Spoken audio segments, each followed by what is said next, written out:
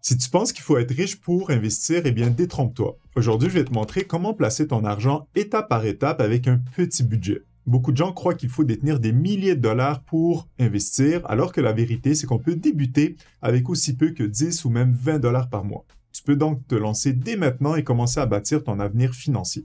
Et je te préviens tout de suite, tu risques même d'y prendre goût. Maintenant, la meilleure stratégie est vraiment d'automatiser ces investissements. Pourquoi? Car ça évite d'oublier et ça te permet de profiter de l'effet boule de neige pour construire ton patrimoine plus rapidement. La première étape est d'ouvrir un compte sur une plateforme de courtage. Donc, tu peux utiliser Wealthsimple, Questrade, Courtage Direct, Banque Nationale ou Disnat de Desjardins, qui sont les principales plateformes les plus avantageuses au niveau des frais. Donc, je te montre ici l'exemple de Wealthsimple, qui est une des plateformes les plus simples à utiliser.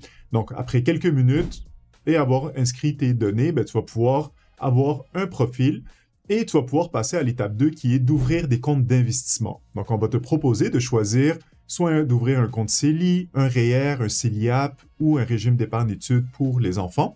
Donc, ça va être important d'avoir une stratégie au niveau fiscal. Donc, les comptes d'investissement vont te permettre de mettre à l'abri les rendements de tes placements, mais de pouvoir profiter aussi de d'autres avantages fiscaux. Donc, c'est important de s'éduquer, de s'informer sur les caractéristiques de chacun des comptes avant d'ouvrir le montant et surtout de valider les droits de cotisation, donc les montants qu'on peut cotiser dans les différents comptes.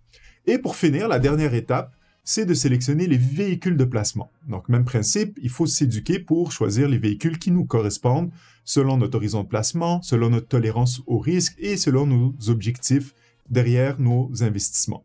Donc, le fait de faire des recherches, de s'éduquer, de lire sur le sujet, tu vas pouvoir choisir soit des actions, soit des fonds négociés en bourse, qui sont des véhicules de croissance à long terme. Et tu vas pouvoir choisir donc des portefeuilles qui correspondent à ton profil. Donc, ce qui compte ici, ce n'est pas le montant que tu investis, mais c'est le processus, c'est de passer à l'action et de commencer dès maintenant.